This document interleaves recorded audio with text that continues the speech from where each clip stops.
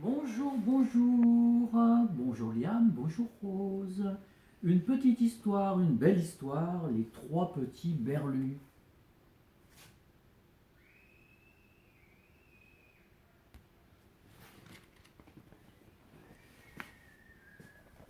Les trois petits berlus s'appellent Hurlu, Bébert et Lulu. Ouf, dit la maman, ils sont enfin endormis. Ils se reposent de toutes les bêtises qu'ils ont faites pendant la journée. Hurlu a fait un horrible caprice. Au lieu de manger sa soupe comme tout le monde, Bébert a découpé son pantalon en rondelles pour faire des chapeaux à son ver de terre apprivoisé. Lulu a dit cacaboudin, comme à l'école, et grand-mère Berlu a été très déçue. Mais maintenant, ils dorment et ils n'entendent même pas la petite souris qui farfouille sous les oreillers. C'est Kénotine Sakassou, la fameuse petite souris qui ramasse pendant la nuit les dents de lait tombées. Mais elle ne trouve rien sous les oreillers des berlus. Elle se dit zut, zut, zut, en souris, évidemment. Et les berlus se réveillent.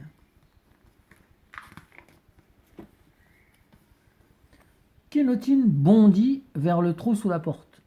Mais Bébert l'attrape avec son filet à papillon. Hop! Voilà Kénotine prisonnière sur le tapis. Les petits berlus s'écrient. Mais qu'est-ce que tu fais là, toi? Je suis Kénotine Sakassou, j'habite avec mes amis au pays du lointain. Les berlus sont très étonnés. Le pays du lointain, qu'est-ce que c'est? C'est où? Eh bien, c'est une planète où il n'y a rien du tout. Heureusement, Solune, la chère fille du soleil et de la lune, habite avec nous. Elle a eu une bonne idée. Elle a dit allez donc sur Terre pour récupérer tout ce que les gens gaspillent. Et c'est ce que nous faisons. Par exemple, Zigouigoui, le ver luisant, rapporte sur son dos les lumières qu'on oublie d'éteindre. Slurp, la limace, récolte les larmes des gens qui pleurent pour un rien.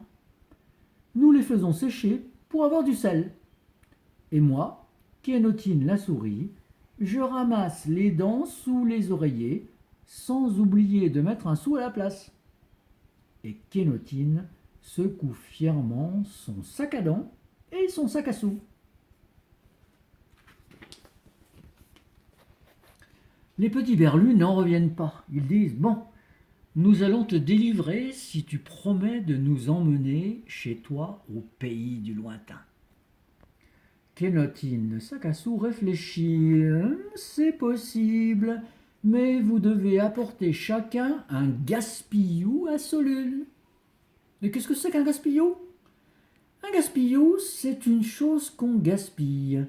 Par exemple, un croûton de pain, un papier de bonbon, un petit bout de laine.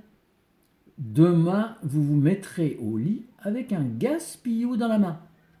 Vous fermerez les yeux et vous chanterez sac à sous, sac à dents, le sommeil vient en dormant. Et vous vous trouverez au pays du lointain. Bébert soulève le filet. Kénotine sort en recoiffant ses moustaches. À demain, les petits berlus! Et Kénotine Sakassou disparaît par le trou de la porte. Le lendemain soir, les petits berlus se précipitent dans leur lit tout de suite après le dîner. Papa et maman berlu en restent bouche bée. Ils n'en reviennent pas. Hurlu, Bébert et Lulu ont chacun un gaspillou dans la main. Hurlu a rempli un petit sac avec des larmes salées. Ce matin, il a pleuré parce que Bébert l'a pincé. Bébert, lui, a trouvé un bout de ruban. Et Lulu a ramassé une branche de lierre. Il ferme les yeux et il chante sac à sous, sac à dents, le sommeil vient en dormant. Aussitôt, il se retrouve devant une petite porte, nez à nez avec un gros cochon. Le cochon grogne. Bonjour, je suis Pignouf, le concierge du pays lointain. Montrez-moi vos gaspillous. Les berlus lui montrent le sac de larmes, le ruban, le lierre. Bien, ça pourra y aller, dit Pignouf, et il ouvre la porte. Kénotine court vers eux. Salut les berlus! Venez! Les berlus suivent la souris à la queue leu-leu et ils arrivent sous un drôle de village. Les toits blancs sont recouverts de petites dents.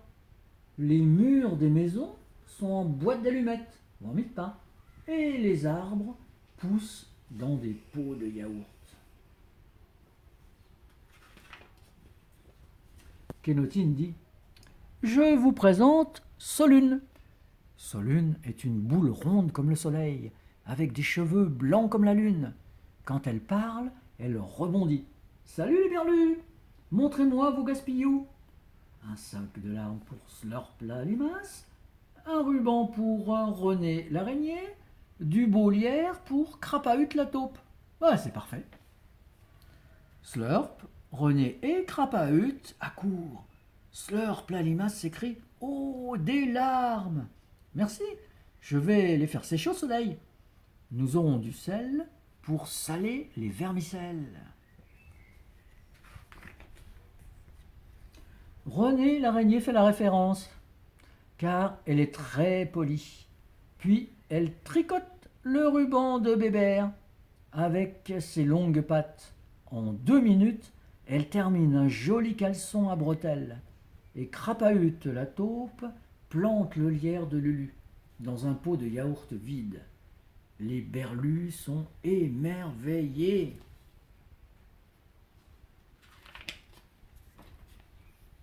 Kénotine dit « Maintenant, je vous emmène au jardin des folies. On peut y faire des choses vraiment folles. Manger 1000 bonbons sans jamais avoir mal au cœur. Voler dans les nuages, parler chinois, jouer du trombone. Se transformer en princesse ou en poney rose. Le jardin des folies est rempli de fleurs folles. Les petits berlus n'ont jamais rien vu de pareil.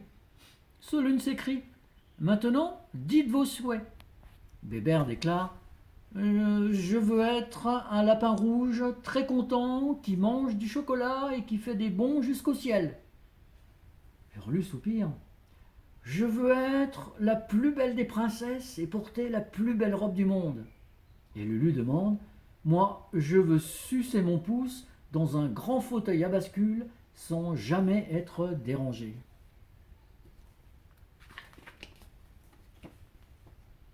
Le lapin rouge, la plus belle des princesses et le suceur de pouce se sont amusés comme des fous au jardin des folies.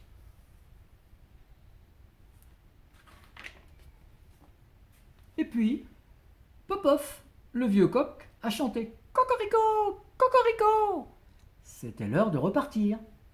Les berlus ont embrassé tout le monde en promettant de ramasser beaucoup de gaspillous pour revenir bientôt au pays du lointain. Solune a dit « Chantons, sac à sous, sac à dents, le sommeil vient en dormant. » Les 3 petits berlus se frottent les yeux et ils sont dans leur lit comme tous les matins. Maman berlu ouvre les rideaux. « Avez-vous bien dormi ?» Lulu répond « Coussi coussa » et elle regarde son frère du coin de l'œil. « Ouf ! Bébert n'a plus sa tête de lapin. On n'aurait pas pu expliquer le pays du lointain à maman berlu. Elle ne nous aurait jamais cru. » Et voilà, l'histoire est terminée. C'était l'histoire des berlus.